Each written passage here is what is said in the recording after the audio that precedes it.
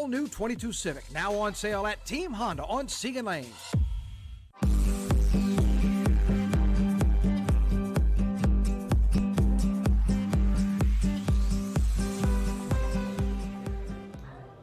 Tuesday morning. Welcome to it, everybody. Matt is back with the same cool hardware. And still no Tony Stark laser yet. That'll come. Yes. I'm being told. By the end of the week, we're working on it. I got a phone call yesterday. Oh. Yeah. Well, I mean, it had nothing to do with that. It was Tony actually. Stark Industries? No, it was just one of my kids' schools. I'm just telling you, I just had a phone call yesterday. It's not what I wanted, but I had a phone call. You got calls. You got cool everything. calls. The call today is for rain, and we've already seen it in South Louisiana. That's how the morning started. You can kind of see it over a live look from our station, our tower cam, downtown Baton Rouge, kind of disappear on the state capitol, but rain is in the order of the day. Yeah, so you can expect that. In fact, overnight, you may have even heard that. Yeah. You may have walked out the door to your sidewalk, your driveway will be covered in rain. We're going to see a lot more of that today, but the good news here is that we're going to see those rain chances diminish. So if we flip over to first alert radar, you can actually see that storm is actually moving through. Yeah, and that was earlier this morning. So as we look into the lunchtime, as we look into later on this day, you're still going to expect intermittent rain. So just be aware of that as you head on out.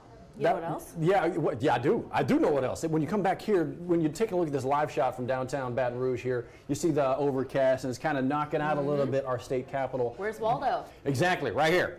Actually, it's a whole bunch of Waldos going to be showing up at the state capitol. Our lawmakers jumping into a special veto override session. We found out about this Saturday. Remember, they were tallying up those votes late into Friday, figuring out whether this was going to happen. So today, they plan on spending this time going into that special override session. So it has to start today. It has to end by Saturday unless they vote to adjourn early. And we know the hot topics of discussion are going to be the concealed carry bill that Governor John Bel Edwards overrid and the transgender athletes bill. So we're going to see what comes out of that. Chris Rosato, our Capitol correspondent, is going to keep a close eye on that. He's going to update the story, and you can believe he will have updates for you on later editions of 9 News. There you see it.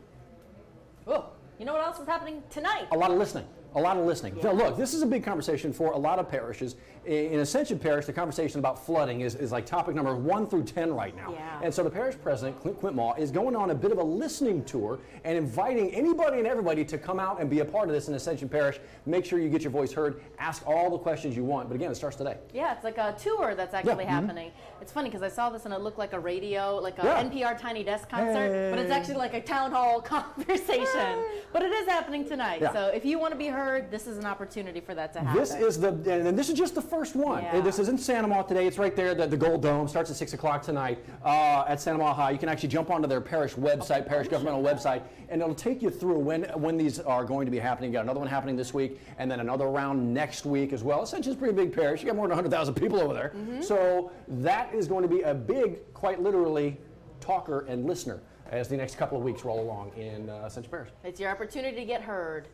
If you plan on visiting Women's Hospital, we talked a little bit about the other medical facilities in town. They've changed, or modified rather, their visitation policies. But now Women's Hospital, obviously the largest facility dedicated to mothers and mothers who deliver babies, they have also modified their visitation policy. It's all in advance of what the health community sees on the horizon. This is obviously not our first go around, unfortunately, with COVID-19. The Delta variant is kicking the numbers back up again, so they're pulling back a little bit on some of the openings and reinstituting some of the restrictions. It's all about the number of visitors you can have, the number of hours that they can be there. As we said when we talked to you about this yesterday, just kind of know before you go. Make a phone call so you know those visitations, what those rules truly are. It's all about keeping you safe. It's all about keeping the moms, the mothers-to-be, the families, the little ones safe. They're trying to make that happen there at Women's. 3 main things they want you to know. Pregnant mothers should get vaccinated. That is recommended. You can have up to 2 visitors at a time, and there are no time restrictions to these visits. But really important to know, really know before you go. Know before you go. Make the phone call and just make sure that that visit to Women's is as well and as productive and as good as it can be. That's kind of the whole idea. Fingers crossed. So today we're kicking off SWAC SWAC Media Day, day 1. Yeah, only day. Yeah. Yeah, one day. Yes, I'm thinking day 2 for SEC Media Days. Yes. So this is happening in Birmingham, and our Kevin Batiste is actually already there, ready to cover the whole day ahead. Right. Each SWAC school is going to have 2 players, 1 representative for the team. Yeah. So it's going to be a big day. Yeah, so it is. It's the same thing. It's what we see all the time. The head coaches for every team is going to be there, and you get a couple players stepping up to the microphone as well. So, but here's the thing with Southern. It's a brand new head coach. And so what's the vision for Jason Rollins and crew? What's the vision as he sets out to lay kind of his new chapter on the bluff for Jaguar Nation? What are the blue and gold looking like? Well, we get to find out a little bit about that at SWAC Media Days. You really start to feel that hype. It is day 2 for SEC Media Days. Our Jacques Doucet still out there as well. Yeah. He's going to have the reports on some of the LSU Tigers' future opponents. Actually, today, I think you got LSU and Kentucky stepping up to the microphone. 2 teams who, of course, LSU are going to be paying a visit to this season. So expect that from Jacques Doucet a little bit later on broadcast of 9 News. The sports edition. That's right. And in just a little bit, if you stay with us here on WAFB Plus, Johnny A is going to be coming back with the long-awaited Julie Chen Moonves. Of course, Big Brother is happening right now, so he got to talk with her not only about this current season, but about her. She's got a fascinating career in itself, so you get to hear all of that outlined. You know, and obviously with the connections to CBS, you know, back in the day, beyond just Big Brother, there really is quite the story to tell. And it's an interesting conversation. And he was actually in here a little bit earlier, kind of getting everything ready, and I got to see and hear a little bit of it. Fascinating conversations, and they always are, because it's Johnny who's kind of steering the ship there, which he just makes it awesome. Yes. So yeah, Asian Nation coming up 10 a.m. I cannot wait.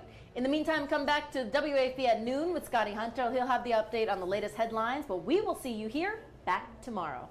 Bye.